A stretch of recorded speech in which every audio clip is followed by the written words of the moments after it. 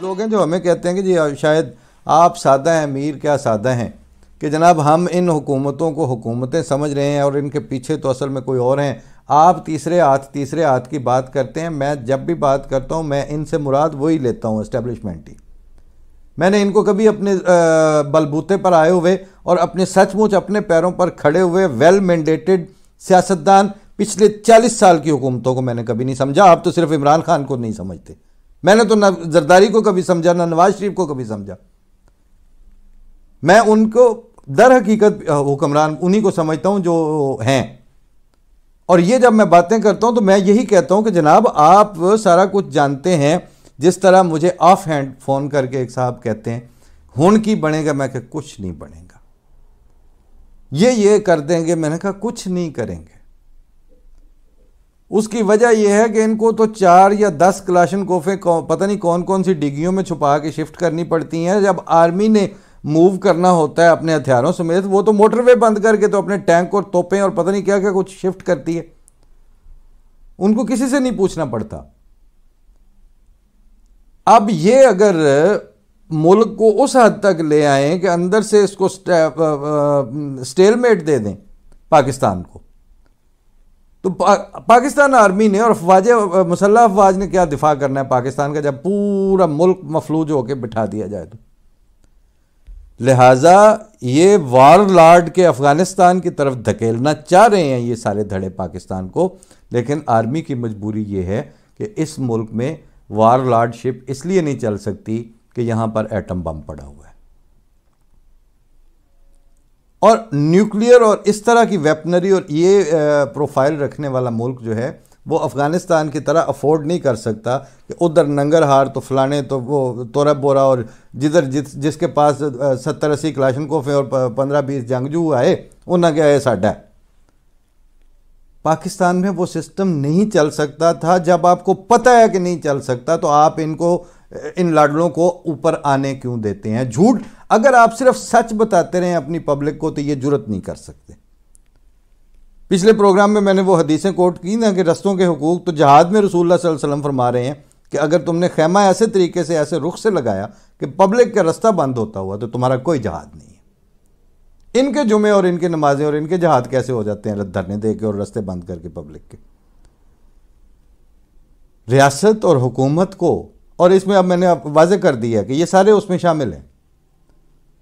وہ اس میں اگر موضوع زیادہ بہت سنجیدہ نہ ہوتا تو وہ میں ایک لطیفہ سنا دیتا، لیکن ابھی اس وقت اس کا ماحول نہیں بن رہا. پھر سے ہی کسی وقت، بلکہ میرا خیال ہے کہ وہ عبید اللہ علیم صاحب کے گھر بیٹھے ہوئے تھے تو ان کا سب سے چھوٹا بچہ جو تھوڑا سا توتلا بولتا تھا اور اس کو پرابلم بھی تھی، تو اس کی کوئی گیند نہیں مل رہی تھی تو وہ غصے میں جیسے کراچی والی بولتے ہیں بڑے سخت، سارے لپاڑیاں ہیں اس گھر میں، کوئی ایسا نہیں. علیم صاحب کے پاس میں بیٹھا ہوا تھا تو انہوں نے سمجھا کہ اب یہ غصے میں آیا ہوا ہے 4-5 سال کا بچہ، تو اس کے غیظ سے بچنے کا طریقہ یہی ہے کہ وہ جو وہ کہتا جا رہا تھا وہ علیم صاحب کہتے ہیں ہاں بیٹا آپ ٹھیک بالکل. اس کو اب وہ بچے کی فطرت تو بالکل کلیئر ہوتی ہے. وہ 3-4 دفعہ جب علیم صاحب نے سارے لا کے اس کی تائید کی تو بڑے غصے سے کہتا ہے آپ چپ رہیں، آپ شامل ہیں ان سب میں. وہ شامل نہیں کہہ سکتا تھا، کہتے ہیں آپ شامل ہیں ان سب میں. جب سارے گھر والوں کو میں بری بلی سنا رہا ہوں تو آپ بھی اس میں شامل ہیں. بات یہ ہے کہ انسانی فطرت بتا رہی ہوتی ہے تو آپ شامل ہیں ان سب میں. یہ جو لاڈلا آپ کا ہے اس کو ہماری گردنوں پر پبلک کے رستے رکوانے پر آپ شامل ہیں. آپ کو اب سچ بتانا ہوگا کہ یہ جھوٹے ہیں، یہ بددیانت ہیں، یہ منافق ہیں، ان کا کوئی رسول اللہ صلی اللہ علیہ وسلم سے تعلق نہیں، یہ خدا تعالیٰ کے کسی حکم پر عمل نہیں کر رہے، ان میں انسانیت کی قدروں کا کوئی پاس نہیں ہے، اور ہم نے یہ غلطی کی تھی. اب آپ پبلک تب آپ کے ساتھ کھڑی ہوگی. مضمون کی طرف میں واپس جاتا ہوں کہ حکومت نے سعد رضوی کو گرفتار کیا اور تحریک لبیک پر پابندی لگا دی. حکومت کا اپنا قدم ان کے سابقہ اقدامات کو غلط ثابت کر رہا ہے. اگر تحریک لبیک ملک میں دہشت گردی مچا رہی تھی تو آپ اب تک ملک کو بچانے کی بجائے ان سے معاہدے پہ معاہدہ کیوں کرتے چلے جا رہے تھے؟ اور خود وزیر اعظم تحریک لبیک کے طریقہ کار سے ناواقف نہیں ہیں، کیونکہ تحریک لبیک کے قیام کے کچھ ہی عرصے بعد ان کے مفتی محمد افضل قادری صاحب نے یہ فتویٰ دیا تھا کہ عمران خان صاحب توہین رسالت کے مرتکب ہوئے ہیں، اور اگر انہوں نے معافی نہ مانگی تو علماء انہیں گستاخ رسول اور کافر قرار دے دیں گے۔ ڈیلی پاکستان 2 جنوری 2017۔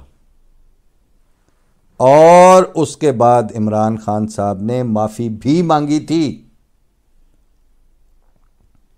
یہ پہلی مرتبہ نہیں ہوا کہ پاکستان کی حکومت نے انتہا پسند تنظیم سے معاہدے کر کے انہیں خوش کرنے کی کوشش کی ہو، اور نتیجہ صرف یہ نکلا ہو کہ وہ انتہا پسند تنظیم پہلے سے بھی مضبوط ہو گئی ہو اور آخرکار ان کے خلاف سخت اقدامات اٹھانے پڑے ہوں۔ ایسی غلطیوں کا سلسلہ دہائیوں سے چل رہا ہے۔ 2004 میں طالبان کے ساتھ شکئی معاہدہ کیا گیا، یہ ترتیب نوٹ کر لیں اب آپ۔ یہ معاہدہ نیک محمد کے ساتھ کیا گیا تھا۔ 2005 میں بیت اللہ محسود کے ساتھ سراروغہ میں معاہدہ کیا گیا۔ 2006 میں شمالی وزیرستان میں حاجی گل بہادر سے میرن شاہ معاہدہ کیا گیا۔ 2008 میں خیبر ایجنسی میں لشکر اسلام اور انصار الاسلام تنظیموں کے ساتھ معاہدہ کیا گیا، اور 2009 میں سوات امن معاہدہ کیا گیا۔ ان سارے ادوار میں کون کون تھے یہ بھی دیکھ لیں۔ تاریخ گواہ ہے کہ کسی ایک معاہدے کا مثبت نتیجہ نہیں نکلا، اور یہ یاد رکھنا ضروری ہے کہ اس وقت شیخ رشید صاحب اور عمران خان صاحب دہشت گردوں سے مذاکرات کے زبردست حامی تھے اس وقت۔ آخرکار 2014 میں ضرب عضب آپریشن کر کے دہشت گردی پر قابو پانا پڑا۔ اب تحریک لبیک کے ساتھ معاہدے کر کے پرانی تاریخ دہرائی گئی ہے۔ ان ناکام تجربوں نے پاکستان کو جو نقصان پہنچایا ہے وہ سب کے سامنے ہے۔ حکومت کا اصل کام اس ملک اور ملک کے عوام کی حفاظت ہے۔ میرے پچھلے 4 پروگراموں کا نچوڑ اور جسٹ اور پنچ لائن اور باٹم لائن یہ ایک فکرہ ہے کہ حکومت کا اصل کام اس ملک اور ملک کے عوام کی حفاظت ہے۔ حکومت کو دہشت گردوں کے ساتھ معاہدے کرنے کی بجائے ملک کے عوام کے ساتھ کیے گئے عمرانی معاہدے کی پاسداری کرنی چاہیے۔ یہ ہے جناب صورتحال۔